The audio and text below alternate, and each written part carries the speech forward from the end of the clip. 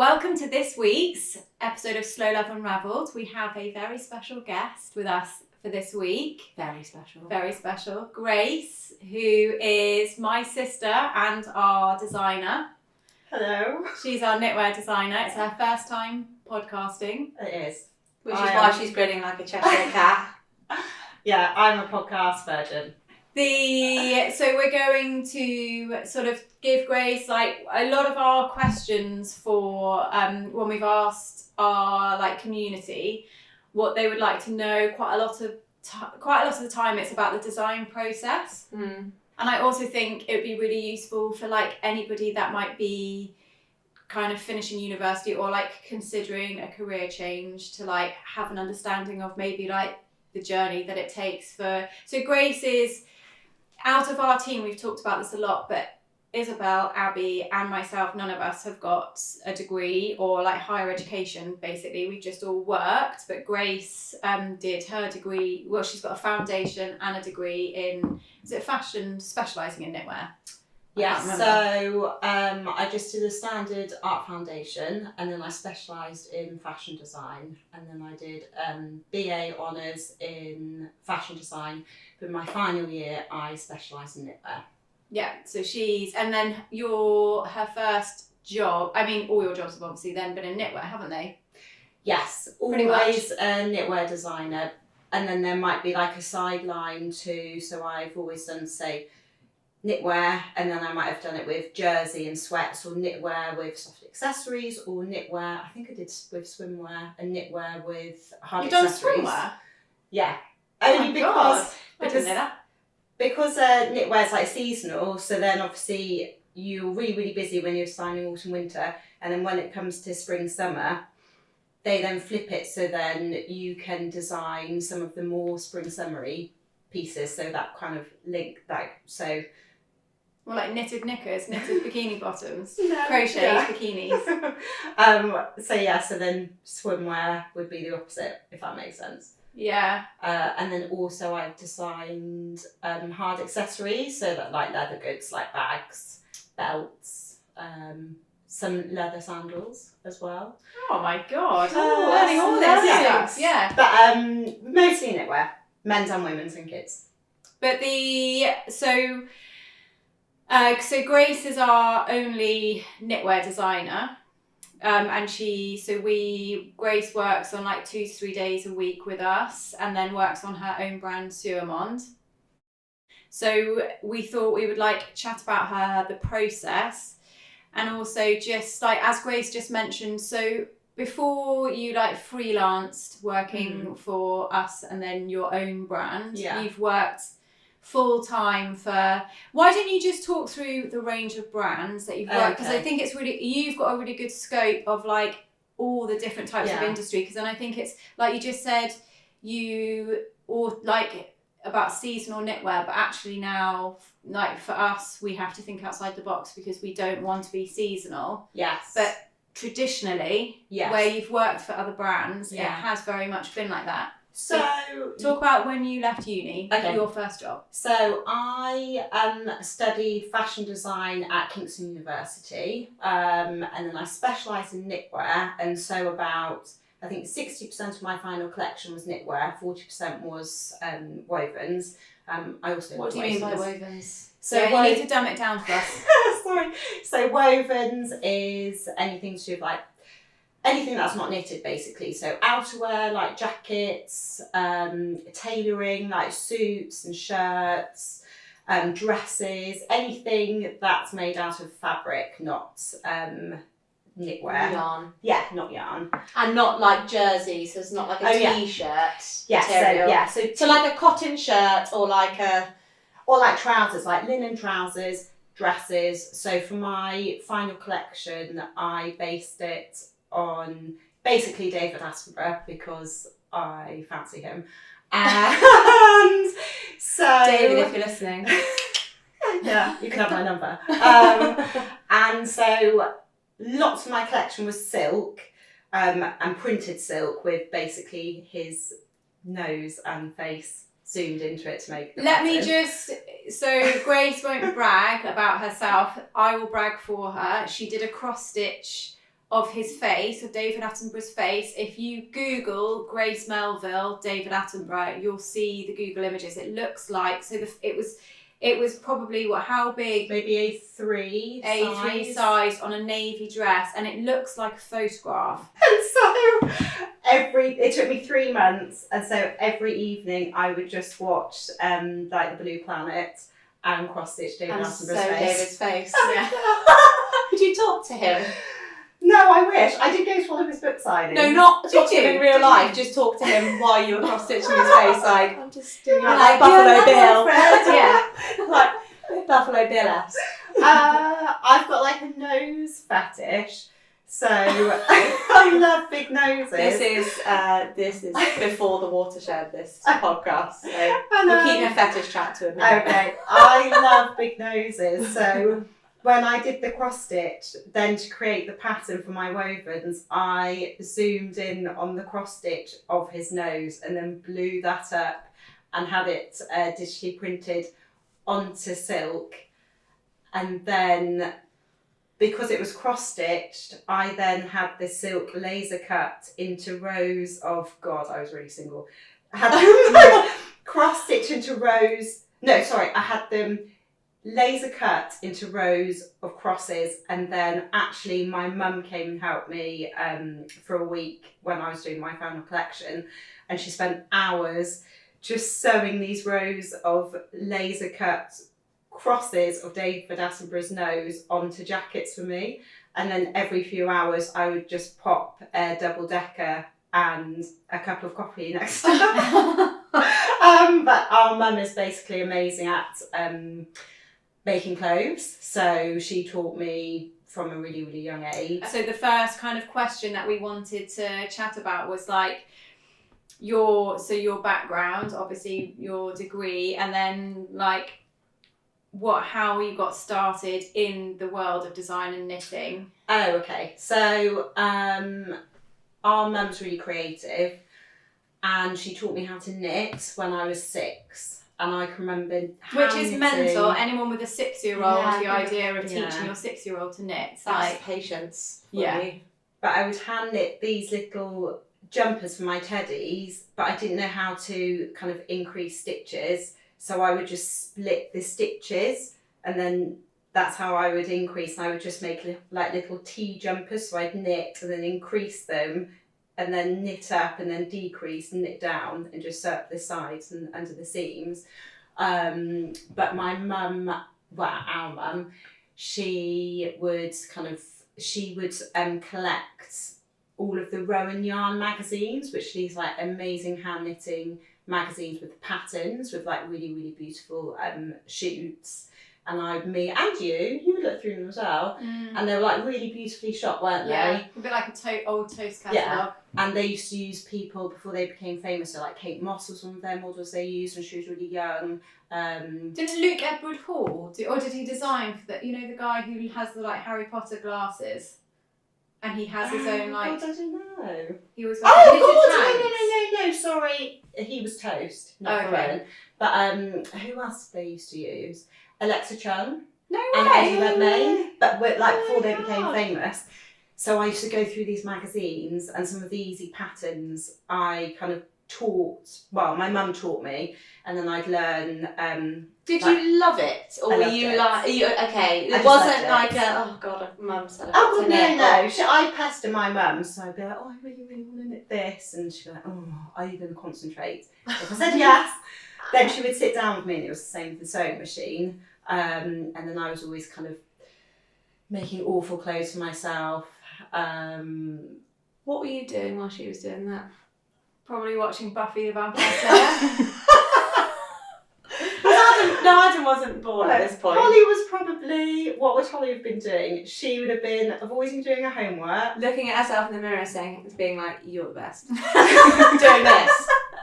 She would have been daydreaming about her then boyfriend. She would have been layering all of your clothes on top of each other. And I can remember when we used to get our homework, do you remember this? And you would do your art homework, and it pained me so much I wouldn't do it. I was so slapdash. But and Mum used to collect Vogues. Yeah. And actually, I always think like you were more interested in the Vogues. Yeah. And then, and so always wanted to make stuff, always drawing, because our mum used to like draw and paint as well. And then like art was my favourite subject. So then I kind of knew, originally I thought I would want to kind of become a painter, but then I decided to do fashion. And just, specialised in knitwear, but I didn't think I wanted to become a knitwear designer until I graduated. I had like £14 left of my overdraft. I had to move back. No, I had to move in with my grandparents. You called Dad. Called Dad. And we had to. My parents were doing up the house, so we had to live with my grandparents. I was sharing a room with my brother, and every single day, Dad was like, "Right, get on Drapers, get a job." Drapers. It's like a Indeed. It's like a Drapes is it's a little bit now like the business of fashion. Yeah. It's like a specialised news outlet, but there's also like jobs. Like creative jobs. And so every day I would look, and then actually there was a job that came up, and it was a junior designer for Roman Yarns. Yeah. Oh my God, was your mum like? Yeah. Oh, it was amazing. The circle is complete. I didn't even know. Just quickly before you talk about applying for that though, when you were at uni, maybe just go back, because I think there's lots of people that are like, when you graduate now, Grace you've always interviewed really well, but what did you do? Because you didn't just get your degree, did you? You did work experience. So I went to university, it was 2006 to 2009, and for me that doesn't seem that long ago, but it kind of was. And I think I had a baby during that time. I think that was a long time ago. Yeah. I think nowadays it was pretty hardcore back then. When you did work experience, so brutal. It was quite brutal. So Kingston University is amazing because it has lots of links to the industry. So they do lots of commercial. Do they like advertise opportunities? Competitions and links to the university. So they'll do like a project with us. Say we did a project with Levi's, with Banana Republic, with Brooks Brothers, with Richard Nicol. And then if you won, quite often the prize was you then you got an internship with them. Now it wasn't always paid, so I didn't look. So there was a really, really famous designer called Giles Deacon, and he was really like on trend when I was at university. I didn't get an internship with him, but some of my friends did, and they would have to go at the crack of dawn. They had to put their hand up if they needed the toilet. They weren't allowed to look at him. What? And you couldn't.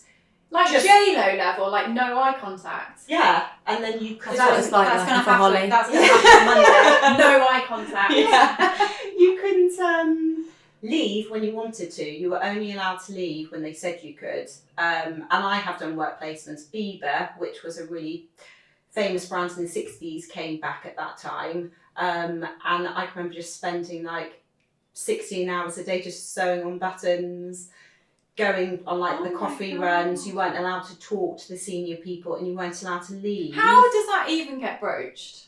I'm just interested. What do you mean? Like your first day, is it like, right, here are the house rules? You're not allowed to talk, you're basically... Is it like Devil's Wears Prada? Yeah, you're kind of told by other interns when you're not allowed to do this. Or like there'll be somebody nice who will just tell you.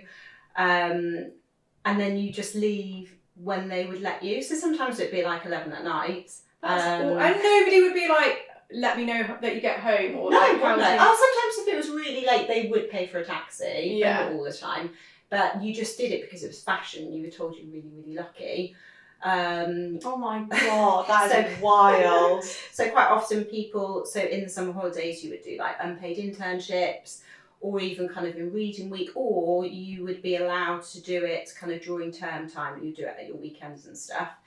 And I used to intern at this amazing knitwear brand called Sibling London, and it was owned by this amazing guy called Sydney, and he's passed away, but his husband at the time called Joe Bates, who was my tutor, and it was amazing. They basically had this studio in East London, and he was just such a knit geek. It was amazing, and their stuff was like really camp. They would do like crocheted sequined gimp masks, and then they would do like I don't know, it was just amazing, like Kiss Panda jumpers with sequins all over and mesh wrap jumpers. It was amazing, but he was amazing because he was really kind and he would want to teach you the skill, and he would pay for your travel, and he would get like just go to Tesco's and get like sandwiches and stuff for everyone. And so I worked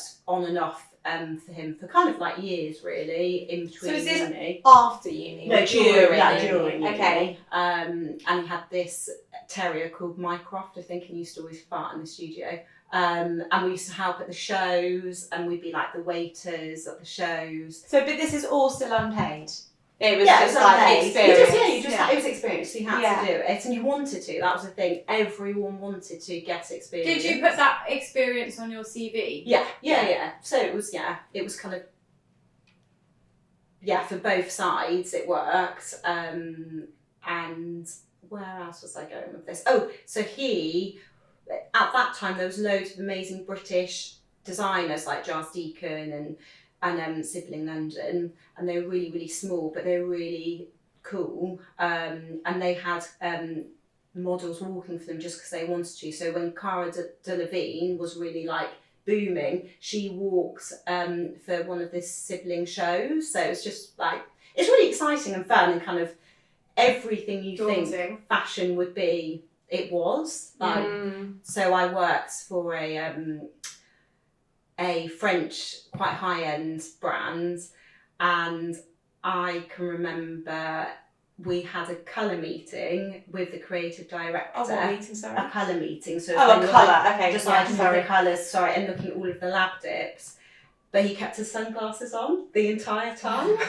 And it's just like, you can't see the colours, but everyone's so terrified of him that nobody said anything. And weren't you, like, one of your jobs, I don't know if this is the same one you're talking about, weren't you like sent to Paris in like an afternoon to pick up a sample? Yeah, that was for that job. So I had to go they made me fly to Italy to collect these samples, but my turnaround to come back, because it was to get back for the show, was like an hour or something ridiculous. But he just didn't turn up, the guy. So I was phoning my manager, who was not very nice. She was very Devil Wears Prada. And I was saying, they're not here. Shall I come back? And she was like, well, no. And I was like, so do I stay and you'll book me onto the next flight? And she was like, no, you've got to get them. You've got to get on the flight. So I was like, but they're not here. And she was like, there's no other option. So how old were you at this point? I had graduated, so maybe I was like 23. Oh my god! And then I just had to rip the samples from this Italian man and then get them back. Oh, and then when I handed them over, there was no thank you. They just like ripped them out of my hands. And then the same job, they asked me last minute to hand knit these like cable. They were either like hand wrist warmers or like not leggings, what are they called? Leg warmers, which sounds so shit.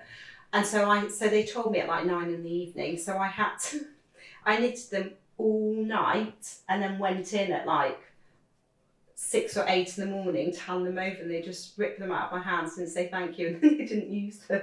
It was just all of my friends in fashion have like the same kind of stories. Yeah. But then I realised I just couldn't do high-end fashion because that's too much.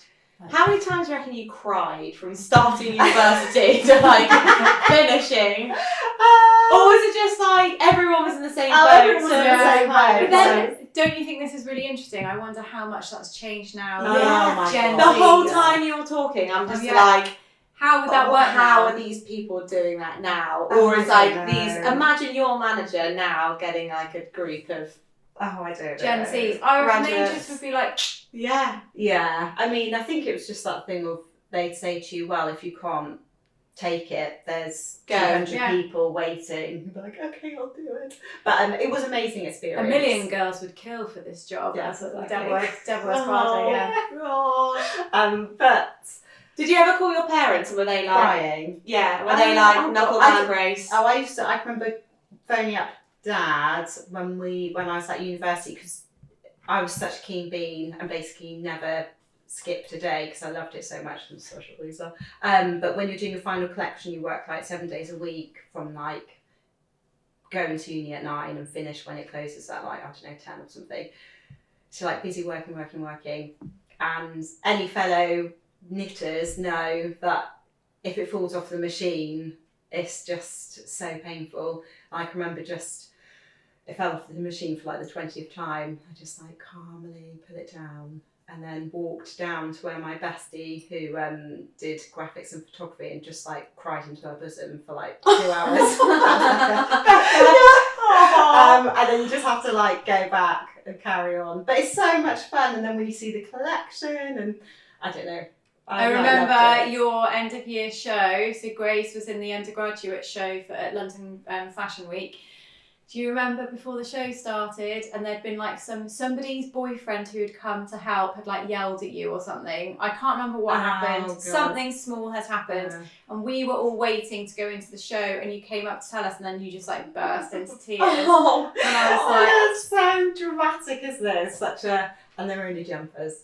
But well, no, it's like it's basic. So that's bad. like the it's like the crescendo, isn't it? To like your end of your degree, getting into that show, and then like everything else that goes with it. And it was so cutthroat because I think there was 60 of us left. So it started, there was 80 of us on our course, and they were really, really brutal. And so they culled like 20 of us. Throughout the degree? Yeah, and just because they like weren't good enough. Oh God.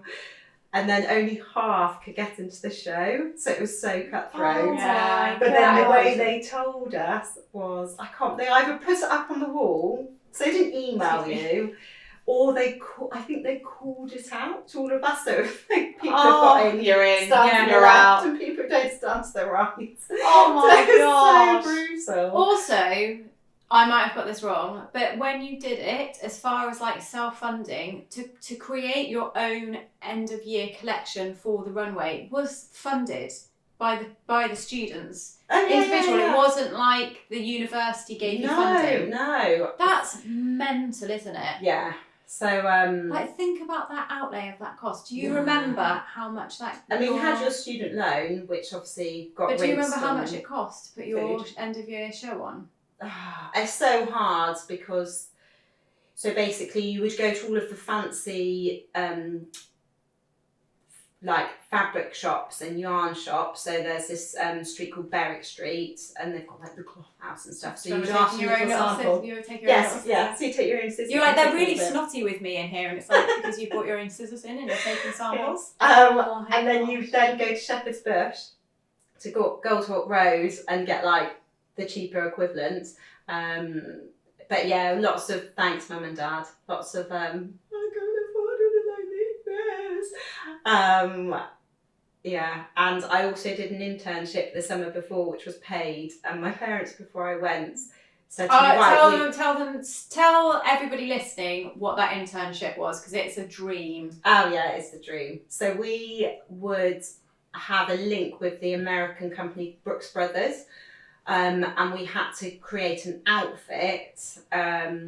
And obviously everyone wanted to win this internship because it was 8 weeks paid working for Brooks Brothers in New York. And there your accommodation was paid for as well, wasn't it? Yeah. So you were paid a wage and you had your living. And they paid for our covered. flights. It was sweet. And we would go through these rounds. So I can remember, first of all, we had to show our concept. And I can remember my tutor telling me that in front of everyone else.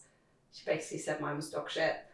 And that I'd never win it. And as my sister knows, if somebody says that to me, I'm like, I'm just going to prove you wrong. So then you had to make the toiles. So toiles are like the mock-ups in calico. And then we had to present those. And What was your concept?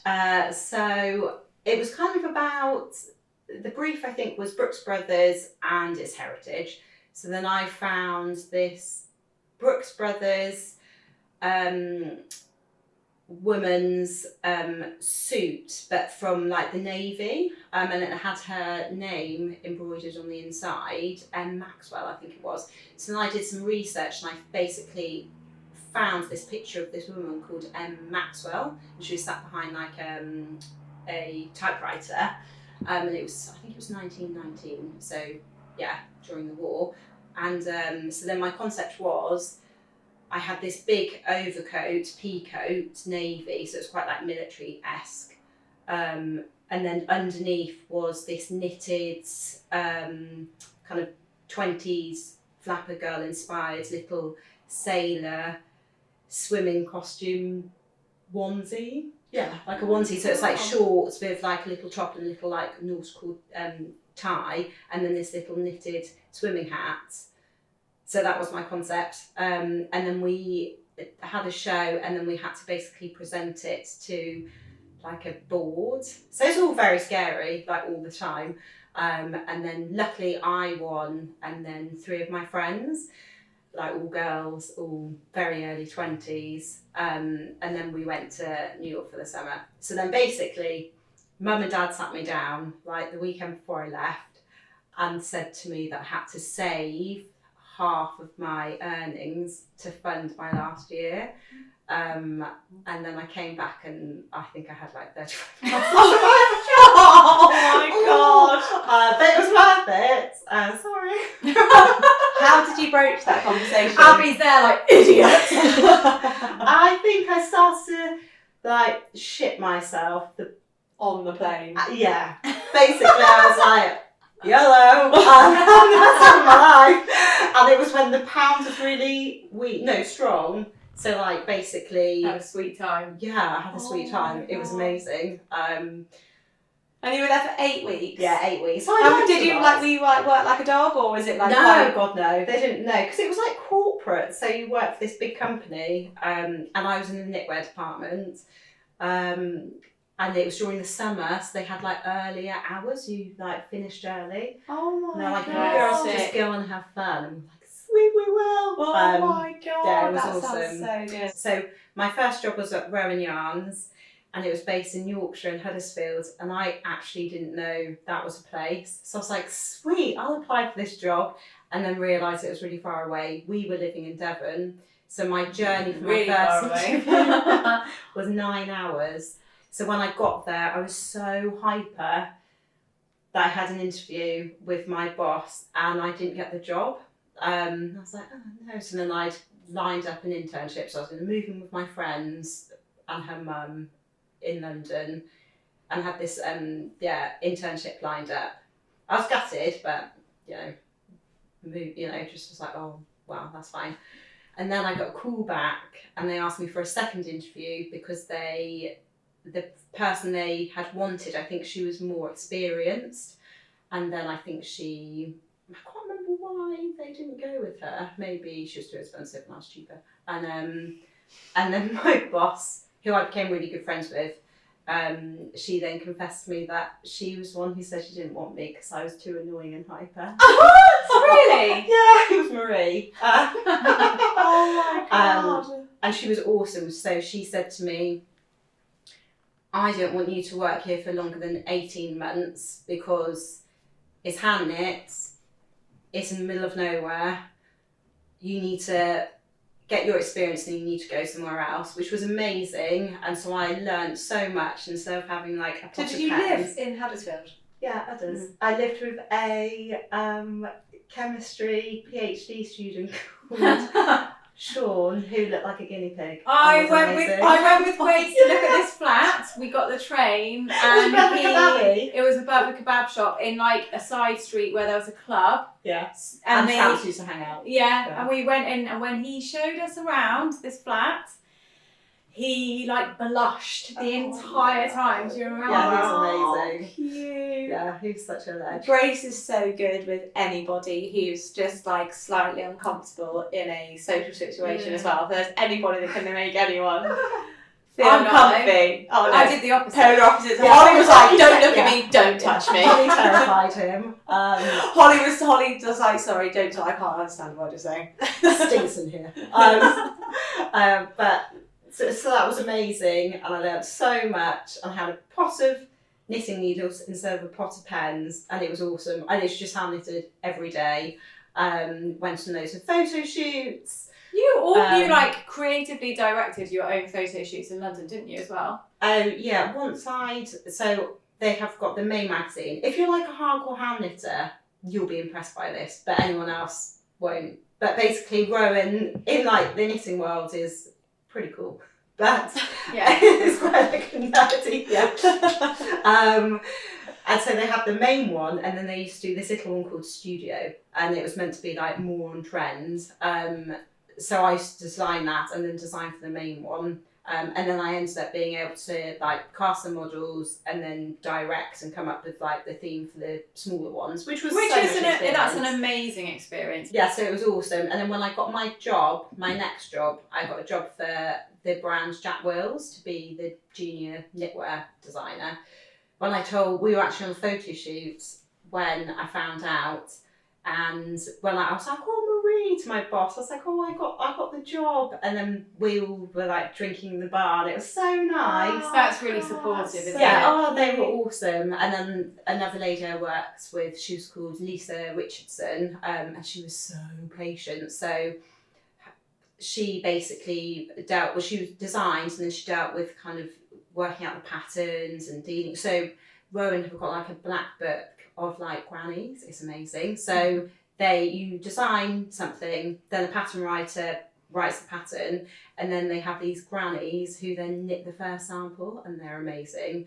And so she would deal with all of the ladies, but she was so patient with me because I was so annoying and I literally didn't know anything. So I just think I've been really lucky having bosses who were patient. Do you think that working in Rowan, doing that sort of like hands-on, really shaped what you wanted later on, after like doing work experience for like high fashion and then having a job there where you were doing like you were saying, you were hand knitting all the time, and it was a much more cozy environment? Do you think that shaped? Yeah, definitely, because you can see that there's a different side of the industry. Yeah, there's like really scary kind of diva versions, but then all you need is just a nice team, and to be in a kind of supportive environment. And obviously it helps with my hand knitting, which is like the basic kind of skill of knitting. And then I went and worked for Jack Wills, which was so different because it was when they were like booming. They were popping up everywhere, weren't they? And they were opening all over the world. Yeah, they were. Yeah. So for Jack Wills, were you purely designing, or were you also I was just designing, because it was obviously a massive team. I'd gone from, I don't know, there'd been like 10 people in our room to 200 on the floor. So you were in like a knitwear team, and again I had an awesome boss who was very patient. And theme here. And it was really fun. Everyone was really, really young. It was such a different atmosphere. I was in London.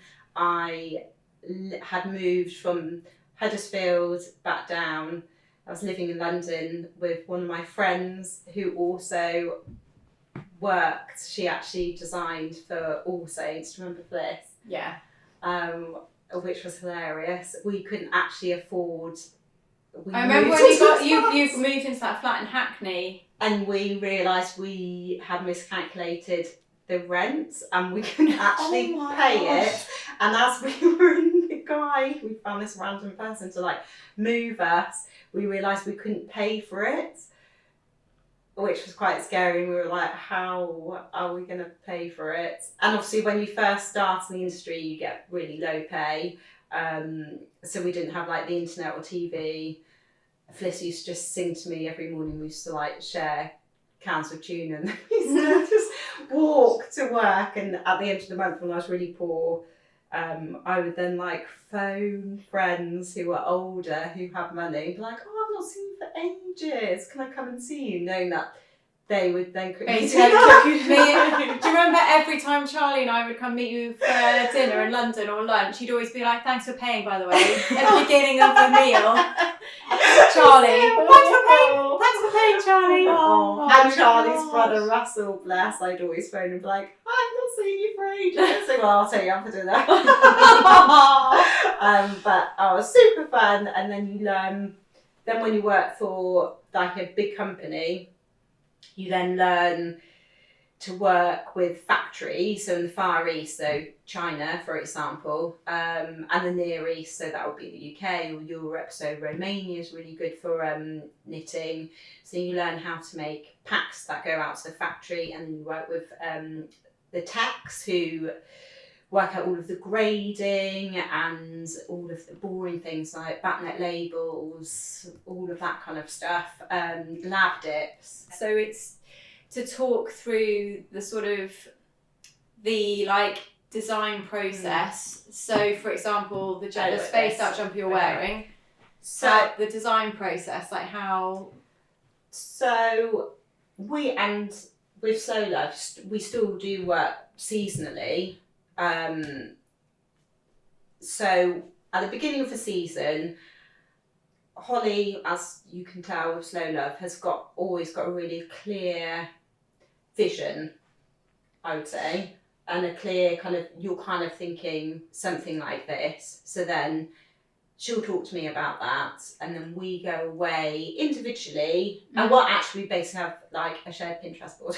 I know, if anyone wants to search And or our our Pinterest boards, they'll know what we're doing. And our like WhatsApp, so we're always just sharing like random. It could be a celebrity wearing a really, really cool outfit, a random illustration, and it would be like the colorways, or it's very like abstract. I like an example is something with autumn winter, which Grace has just finalised the design for. I was on my walking pad really early in the morning, and I'm watching Sex and the City from the beginning, and I took a photo of something that Carrie's wearing in the very, very early seasons of Sex and the City, and literally like WhatsApped it to her and was like, "What do you think? Do you think that we'd be able to do something that's similar concept to this?" Yeah. No, because it was a good idea, but I just knew the tech pack would be annoying. So I always think that the start of Slow Love has always got a bit of a 90s vibe. Mm-hmm. So it's always got that running through it. Obviously, because we're siblings, I think that Holly has got a very... what you like, I know what you like, as in even the way that she's designed her house, she's got like a real aesthetic, and this sounds silly, but even down to like the proportions of how she styles her house, I'm not quite sure.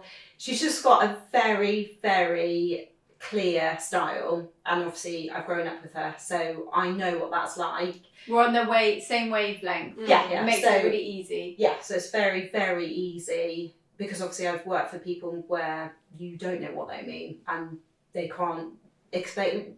Lots of people can't explain their ideas very well, so that's really easy because I know what she means. So then we do that, don't we? Then we kind of have like very rough mood boards, and the great thing is because she's my sister, it doesn't have to be like polished. Yeah. So it can be very rough and ready. Scrappy. And then we go from that, and then we kind of hone down on kind of the silhouettes, and then we make like a thumbnail sheet. I mean, it'll be called different things for different companies, but basically that's more like... You call it a range plan. So the initial thing is more like a thumbnail sheet. Sorry, you don't know, it's just like, so say you want to be like, I want to have 3 accessories. I want to have 5 spaces for hand knits. I want to have some fine gauge. So it's like really basic, just so you can get your head around like numbers and figures and the balance of weights and yarns and stuff like that. Then when we do that, then we design into it more, and then we have a range plan, which is like Mr. Step. It's just a really visual, easy way to see a collection and see if it balances out. And at that point, that doesn't actually have to be your design. That could just be the inspiration for the design. Yeah. So like so you could just drop in like an inspiration, even if it's something really weird, like, I don't know, like a photo of, that plant. Yeah. But you love the colour, and then... Or like a close-up of like a rug. If I see like a vintage rug or something, and it's like the way, the like colours, this colour scheme, or like the print or something. Yeah. It's a marker, and so you have your very initial range plan, and then we just slowly work into it. So where we now have like more of a structure into like the way that we work, where so like initially it was just Grace and I, and it would just be a lot of WhatsApps and it'd be a lot of emails and like different ways for us to track. We now are more structured in the way that we do things, and that range plan changes a lot before it's like finalised. So all the time, and so what you tend to do is you just change the date on the side of the corner of the page so you know which one's the most recent. And so initially it would just be like scruffy sketches, then you'll start to drop in the correct colours, and you have like the colour plan, what word I'm trying to think of it, the colour palette, the colour palette in the corner. And so it just gets more and more details, and then you add like style numbers, the names, the yarn, the gauge, the price, the quantity. And so it's just like a really visual aid and help when you bring it onto photo shoots, so you remember, right, we've got to do this with this and this with this and this. And so to do a range plan, as a creative, you tend to have to be quite good at Illustrator and Photoshop. So that is when you apply for jobs, quite often that's a must. They have to know how to use Illustrator, Photoshop, InDesign. And they always say Excel. I mean, I can open Excel and I can make a tab. And that's it. But I still say on my CV, Grace's Excel expertise are below par. Still says on my CV though. Yeah. I can use it. Yeah, you know how to open it. Yeah, you know how to open it. And you are doing it, you're pretty good now. Set you up with the templates. Oh yeah, no, that's Google. Oh my god, yeah. That's the same thing. Oh, okay. So basically, I show Holly the rate, but we're always having these conversations the whole time. And then once you're happy, once I've had the sign off from Holly that she is happy with all of the styles, I then create a tech pack, which is all of the information. So you've got quite a detailed sketch of the, you have a detailed CAD or sketch of the item front and back, and then you close-up details of the stitches, any stitch information. Then you have all of the yarn information, the gauge information, pages if you're doing a motif, all of the artwork, all of the measurements obviously of the garments, of the spec, any information possible, and then you send that to the factory. So I do that for every single one, and if they're really complicated, I'll have like a VC with the factory. Holly's always copied in the emails, just in case something's flagged or something like that. Then whilst we're waiting for those back, me, Isabel and Holly kind of talk about how much you want it, the cost of it, quantities, different colourways, sizing. And all the time, I think, all the time this is happening, you also always have to think about, is this covering something that sold really, really well last time? Yeah. What did we miss last time? Yeah. So it's really important for us to feel like we are not neglecting our sort of best, our iconic shapes and why customers love them. So we want to make sure that we're including that sort of same presence within the next style, which is kind of like a sure winner. Yeah. And then maybe repeating something in a different colour that we know people like, but then it's also offering something new, which when we've talked about this before, it's like having to visualise our like key customers in it. So we want them to love it and feel good in it, but we also want to bring people something completely new that they've not seen anywhere else. Oh, so the pricing, pricing to help the factory, basically, let's use an example. Autumn, winter, Holly had this idea, and I said to her, that's going to be a lot of money. And so then we will speak about how much you guys would sell it for. Yeah. And so we can give we can kind of work backwards from that. And will it be viable? And so at least the factory will know, and they can say no. And if they say no, then we'll say, what do we do to change it? This is where it gets this can become quite a bone of contention, because feel like I don't want to compromise, and we don't want to compromise. This is where I'm very much of the mind that I either want to have this sort of like premium level or scrap it, basically. Well, I think we're really lucky that we've got to a point in our relationship with our supplier, Peter, that he also he obviously knows us all now, and he understands the level of there are like 10 obvious things that we would never compromise on. For example, it would never be anything other than pure yarn.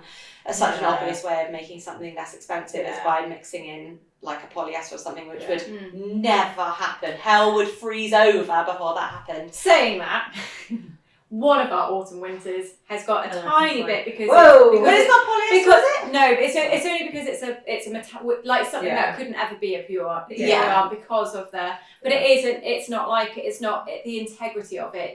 It's mainly just as a. You'll get it. We'll explain it during closer to the time. I'll get told off in a minute for opening my mouth. So But so that's really, really helpful, and that helps the factory. Then you have to get colours nailed, which we're not that good at, and Peter will be like, because ordering yarn, booking yarn, and having the colours dyed has got quite a long lead time. So knitwear and outerwear for products, they have long lead times because they're quite often made in the Far East, and you have to order the components. Like yarn takes a long time to dye. You have to wait for lab dips. So basically, say you wanted this green, and they send you kind of 3 different versions, and one might be too yellow or one might be too red. So it's a process to get the right colour. A quicker way of doing it is to pick from a mill's colour card. So they'll have their own colours, and quite often they have a huge variety, and they quite often hold that in stock.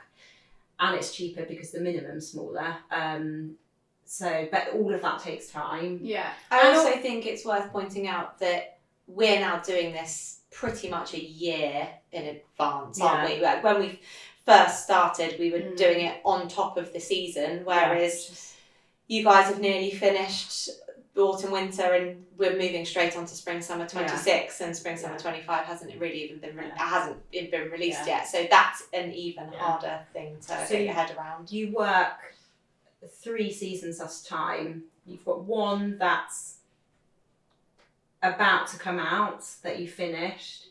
You're right in the middle of designing one, and then you're thinking about concepts of the next season. So I think the other thing that's tricky, it's a tricky one for us to sort of negotiate and navigate, is when you are the size that we are and we are having small, I mean, obviously we've grown, but compared to other like established brands, we're like a drop in the ocean, is that we are, when you work with different factories and suppliers, it's for us to sort of hold our spot in production is we're just such small minnows in the ocean to the factory that we easily get cast aside. So we have to be quite steadfast in what we want, and now those decisions have to ensure that things run smoothly. We have to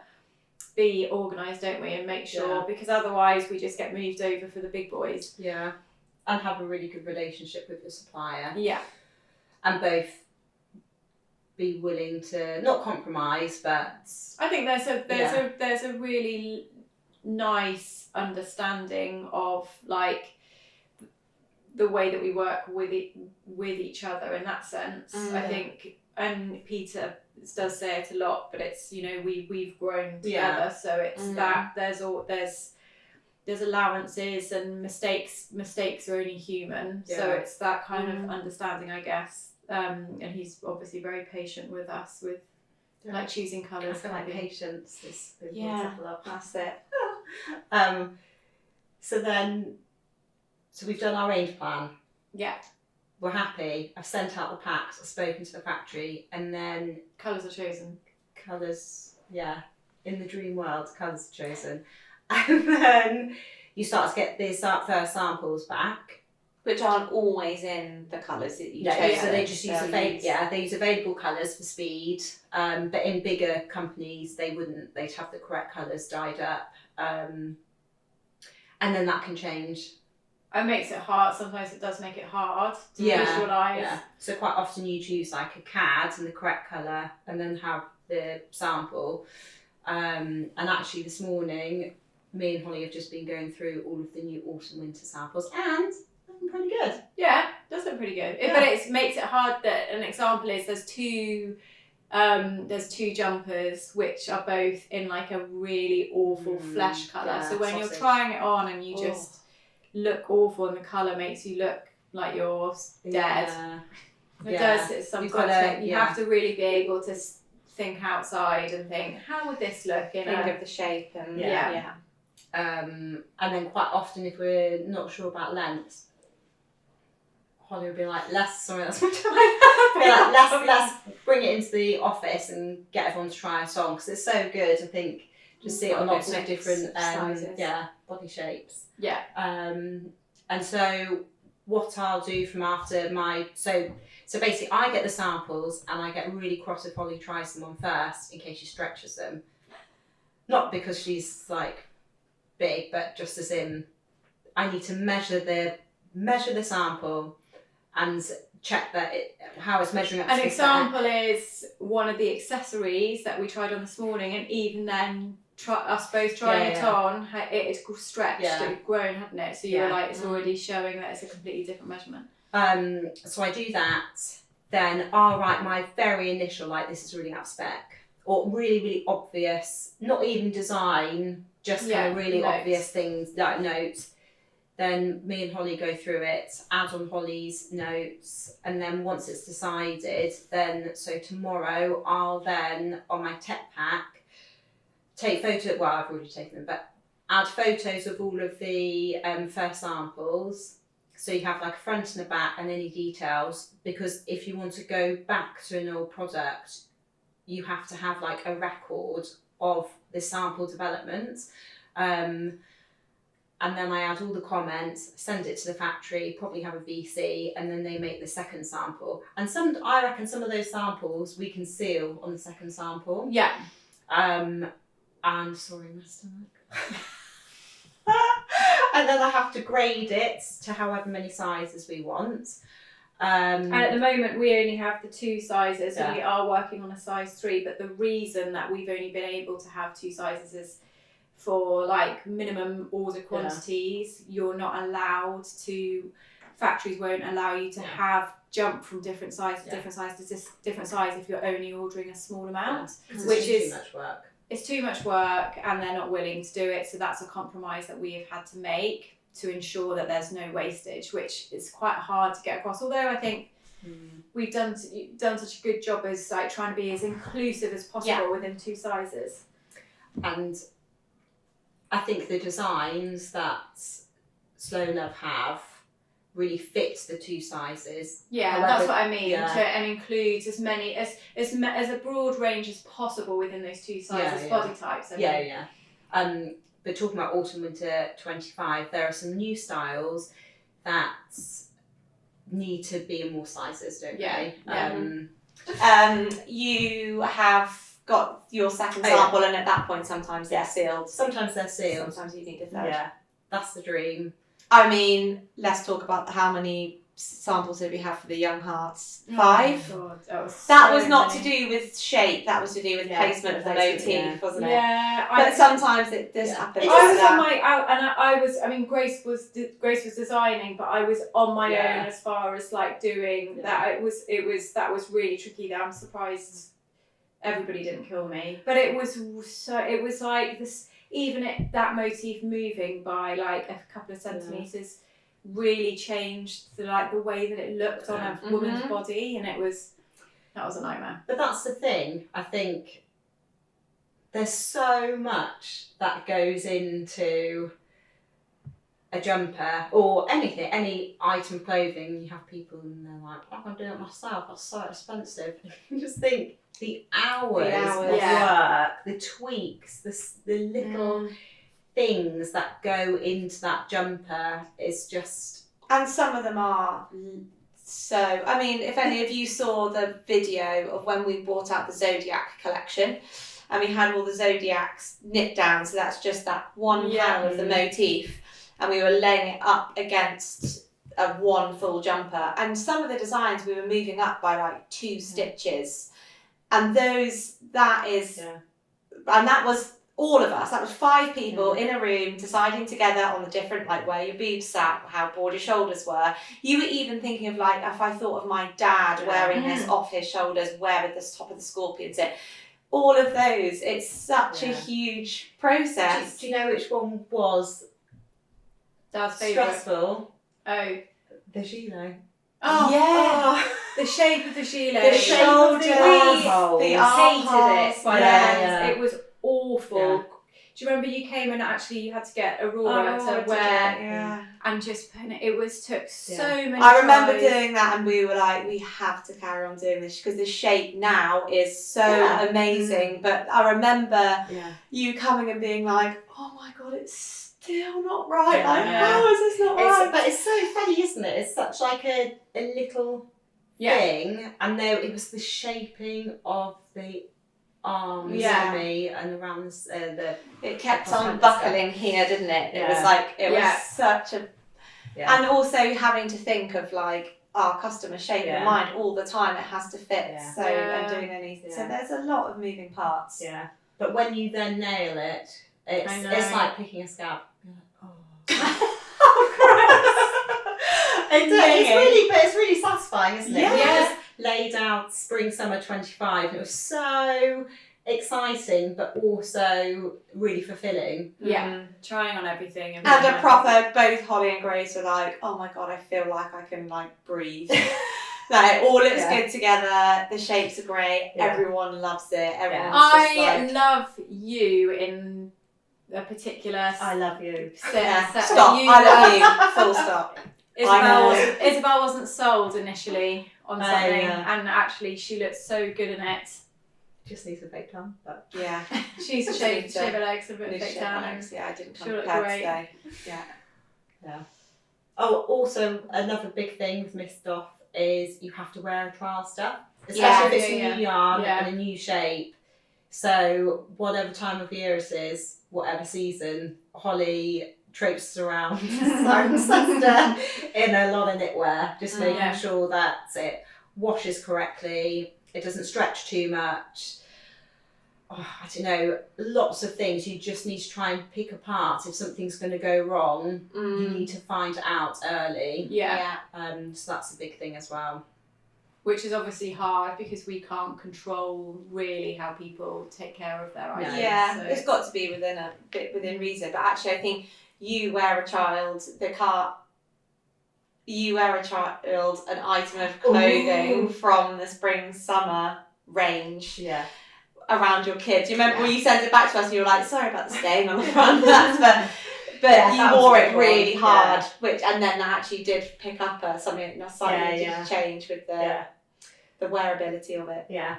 So things like that's just good to. You just want to make sure it's 100%, don't you? Yeah. It's definitely, it's a really nice thing for us to be able to do, I think, is to just factor in all of those little things and like be able to not compromise with those little nuances of like the shape or the placement. I think that's where all of those little details we spend so much time going back and forth. And some of them we all say, if it was left, probably nobody would know, but we would know. And you've got one customer who pulled it up. Yeah, then it would be like, What was, I can't remember what item of clothing it was.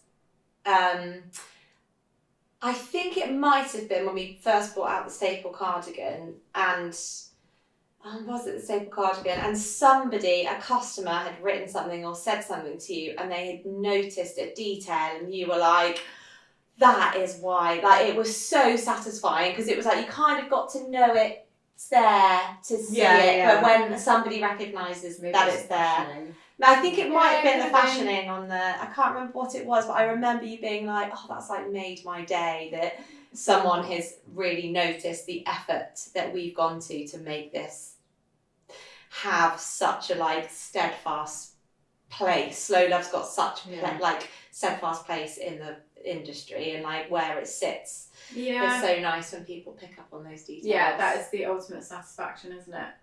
Do you remember the first video you did about buttons? Oh yeah. And you were like, because I when I first started and I hadn't really thought about all of these details. Like I've always loved fashion, but I've learned so much since starting here. And Holly did that video about like the feel of a button and like has to be cold when you touch it for it to be. Like the difference between touching a marble or like a. Yeah, it was so funny. I was like, that sounds like it's so true. What's that thing? What's it? SMR. ASMR, yeah, it is, yeah, the touching of buttons. Is there a like particular lesson that you have learnt through your like journey as a designer that you wish you'd known when you first started? Oh God, that's quite a big question. I've got one which, just to help with when you get really wrapped up and you're panicking, you think you've got too much going on. I can remember on a Friday, you would then, so I've worked for suppliers as well, and customers, you get nice customers, you don't get so nice customers, and they'd always pile loads of work on Friday and they'd say, this has got to be done. And I think sometimes you just need to stop and think, well, the factory will be closed, they don't open until Monday. Yeah. So just take like remember that it's just knitwear. It's just knitwear. It's just a jumper. But also just remembering the deadlines and the like what's realistic and what's not realistic. I think really helps. I've worked for someone who we worked for a factory in China, and she'd say, "I need this back for tomorrow," and I'd say, "Well, that physically isn't possible." She'd be like, "Yes, it is." And it's like, "Well, it's not, because it's China, it takes 3 days." I think having that kind of understanding of what's actually real and not getting wrapped up in. So your lesson would be maybe just to be more sort of steadfast in a little bit of pushback. Yeah, a little bit. And then also, if you're a designer, from a designer point of view, having thick skin in the sense of, I design for Holly and some of them she doesn't like, and it's her brand, and there's a reason why she doesn't like it, because it's not fitting her aesthetic, and that's fine. Like, that is my job to to design lots of things. Quite often my first designs are really rough to get a sense of which direction you want. Yeah. And it's just so much easier, I think, to accept. A really, really good lesson is, it's not your brand. Obviously it is your brand in the sense of like, I love Slow Love, I'm so invested, but you have to respect kind of the final decision and not take it too personally. Yeah. Because Holly's thinking of the bigger picture. And so I think that's a really, really good lesson for a designer, is you just can't take it too personally, and you just have to see it as a challenge to be like, great, okay, cool, but make sure you get feedback and make sure you listen to the feedback. And also, if you really are passionate about something, you keep that sample in the box under your desk, and then the next season you bring it back out, and then you try to be like, this would be really, really good, but see it in this yarn and this yarn. And obviously fight for your designs if you work for a big company and you have to present to all of their like directors, which is very normal, to show kind of passion and understand the product and why it's so great and why you think the customer will like it, but also you need to know those things. That's why when you're sketching it up, you draw on all of the fashioning marks, you make sure it's true to what it will actually look like, because if you don't know those questions when you're asked, you don't know the product.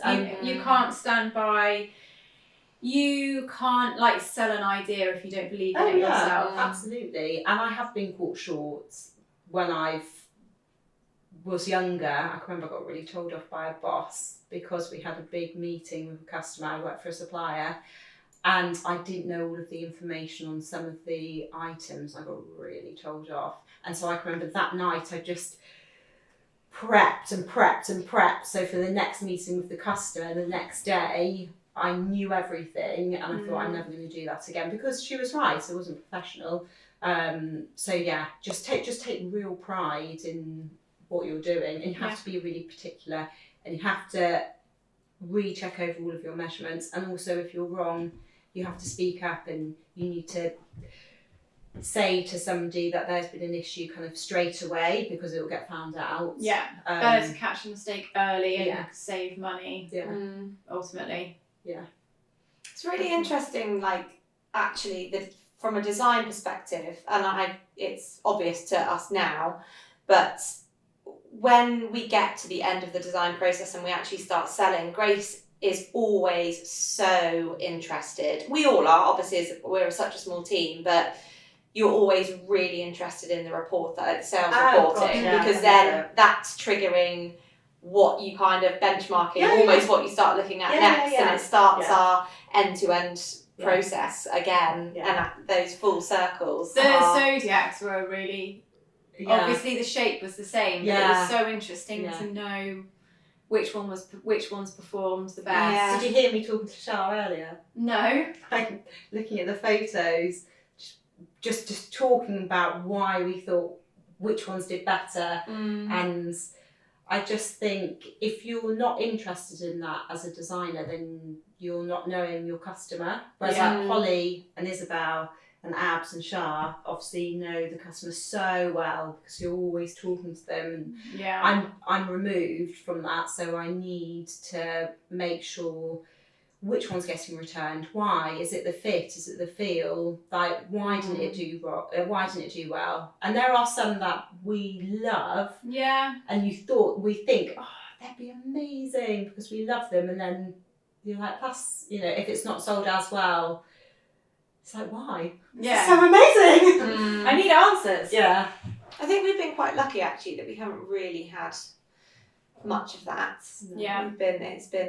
We've managed to. That's my chair, by the way. Yeah, right.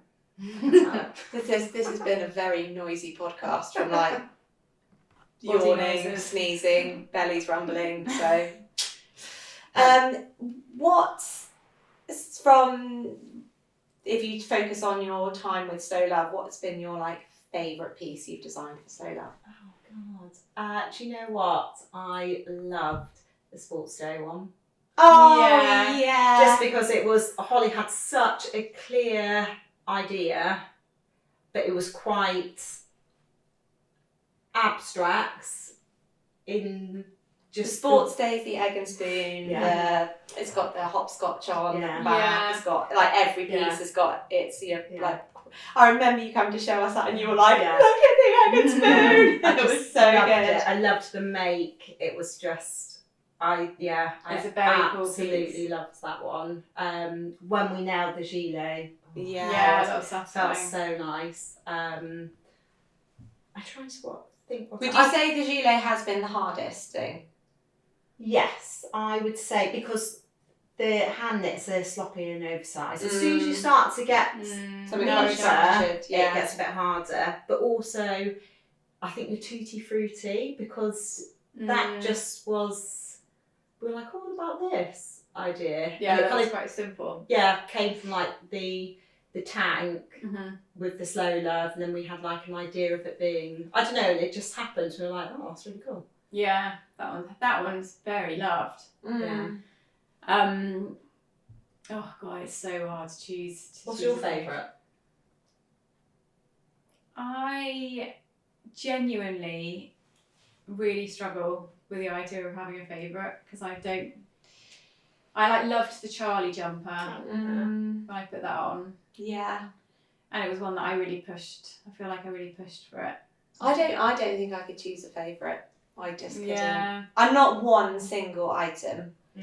I think I could, if guns to my head, I think I could probably choose a I haven't taken this grey Julie off since I bought it, pretty much. And look how well it's. Have you even washed it? No. It looks great. No, I haven't washed it. Do you put anything in the pockets? No. A lip salve? I'll put it in mine. No, I don't even do that really. I loved the red gilet and the mallow staple combo. Yeah, that was like yeah, a real so favourite at the nice. end of the summer last year for me to wear. It's so funny. I feel like we've had this conversation before where we had like 3 things that were so obvious, and now where the collection's grown. God, at the end of this year, guys, you got a lot of treats. You got a lot of treats stuff coming out. We've got it's a lot, very exciting. Would you think of your like worst placement, like the job that you didn't like the most? Yeah, it's in my head. Would you rather We'll talk about that afterwards. go back to that Yeah. and have to work in that again, Yeah. or career change? Oh, that was a good Am I one. the same age? Am I me now or me at that So age? you're you now. Oh, I'd go back there and just Would you be like, get fucked? yeah, you know, when you just But you just having wouldn't to, stress as much. having to start again and like be there doing those jobs. Those things. I think you would. And you're so imagine being so experienced and you just got someone probably younger than you being like, shut up, you don't know what you're talking about, and you have to be like, okay. I would do things like lick their food. I get my kicks. I'd like fart in a lunchbox. Okay. Sweet. Okay, now for your gross one. Oh yeah. Would you rather Yeah. grape out like dirty fingernails? Yeah. Would you rather My own. No. Okay. Someone random Yeah. Yeah. Okay. scrape out the dirt from their fingernails Yeah. and eat it? Yeah. Or lick a public toilet seat Is it from the men's loo? Is it every single fingernail or just one No, fingernail? every single 10 fingernails. Um, All fingernails are present and dirty. do I lick the top of the lid or the end of the No, side? so you lift up the lid Yeah. and the porcelain rim. Oh, That's it. You all lick the way around the all the rim. way around. Oh, Gosh, it makes me feel there's sick. so many the detail. I think because if you did the fingernails, it would take quite a long time because you'd have to gouge it all out and eat it. Like that'd be 10 crunchy bits. Whereas if it was a lick all the way around, I'd probably lick the rim. Sweet. Gross. That's what she said. I mean, What would you do? either way, you're getting worms. So. Yeah. What would you do? Oh God, I don't. I think ultimately the rim of a toilet can just be. It's either going to be wee or poo, isn't it? Yeah. Fingernails Just a classic could be bit of blood. an array of Yeah. bits. Yeah. So I think I'd also do And it would be. rimming. I think the thing that would get me with the fingernails is the crunch. What about you? You have to choose I one. know. That's the game. Do you know what I think Holly would do also, and you wouldn't be able to help yourself? She'd sniff the matter that came out of the fingernail. Yeah, Yeah. yeah. I think I'm just thinking like kids like cheesy bum fingers. Yeah. I think it'd be Or a like- toilet.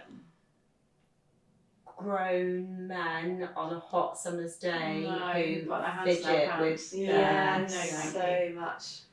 I think we're going to call it a day on that note.